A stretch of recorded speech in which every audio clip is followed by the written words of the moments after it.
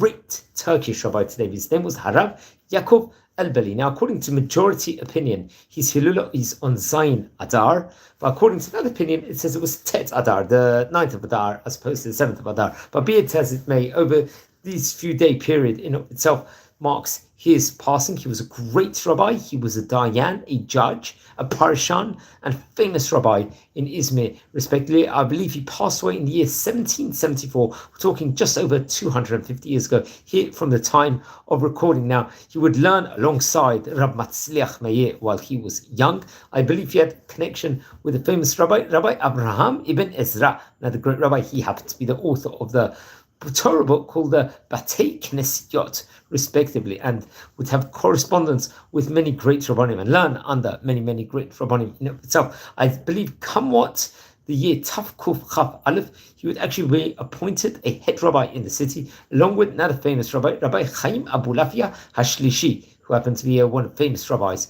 of his time. We've spoken about the Abulafia rabbinic dynasty on various occasions. Now, he was well known for giving various different haskamot for other great rabbanim, especially Rabbi Shlomo ben Rabbi Mordechai, who happened to be a great rabbi in his time within regards to his book.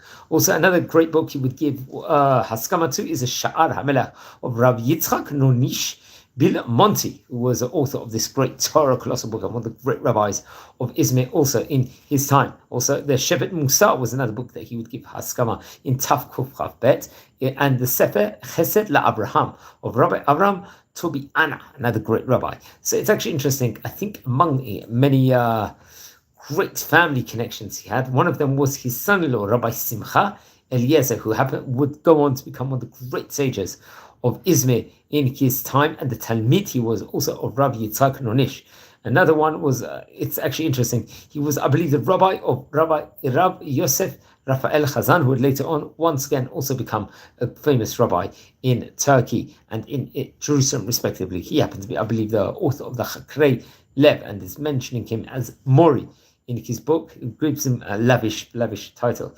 I think in the book Yitzchak Yernan of Rabbi Eliakim Ga'atiano, I think he praises him to a very high level. Really respect him very much, and there's a quote within regards to that. Now, among his descendants includes his grandson, Rabbi Yoshia Avram Yehuda, who I believe he himself happened to become a great rabbi, a posek, a pkit halacha, let's say, of Izmir, and the author of the Sefer Avodat Masa, a great book. Now, according to the majority of opinions, he passed away on Zayin Adar, but according to another opinion, it might have been on Tet Adar. But be it as may, he was very much a great rabbi.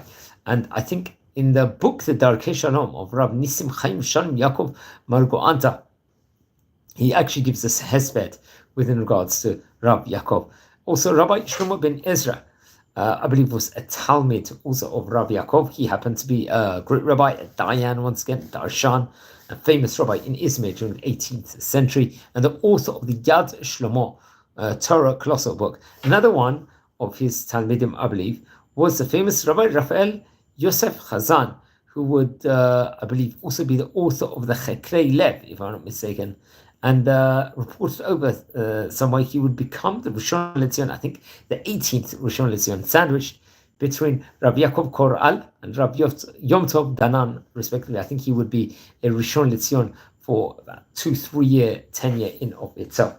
But that was another one of his Talmidim, so you can see the great students he had surrounding him, let's just say. As we stated before, it's written in different places his exact date when he had passed away. Some people would say it was the 9th of Adar, some people would say it's the 7th of Adar. Now, among the books that he wrote includes the Kihilot Yaakov. I think that was printed in the year 1779, so that was now 5 years after he passed away. In Saloniki in Greece, it was based on the laws of Shabbat, Machalot, for example, the workings, and of the Mishnah Berurah Atu Rambam.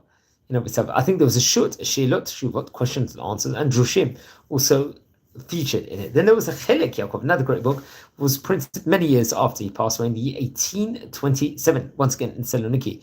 This was a book based on the Torah, Rambam, and the Ram, itself, and various different teachings within regards to Shas, I believe. And please don't forget to light candles in the great rabbi's memory. we stated he was at a time period where there was many great rabbis. His father's name was Rabbi Yakov Albali, I believe, who was a prominent rabbi, I believe, if I'm not mistaken. Among his descendants, as you said before, was Rabbi Avraham Albali, and his grandson Rabbi Yoshia Avraham Yehuda, and many great rabbanim. So please don't forget to light candles in his memory. Friends, we're a community here. We're learning about the great rabbis of yesteryear. We've spoken about Rabbi Yakov Albali today. Happens to be, most opinions will say that it's the 7th of Adar. His Hilula. But please don't forget to light candles in his memory. If you haven't subscribed to the channel yet, please subscribe. And if you feel anyone is interested in watching any of these videos, share the videos to other people. And just wishing you well, and take care, and blessings here from Israel.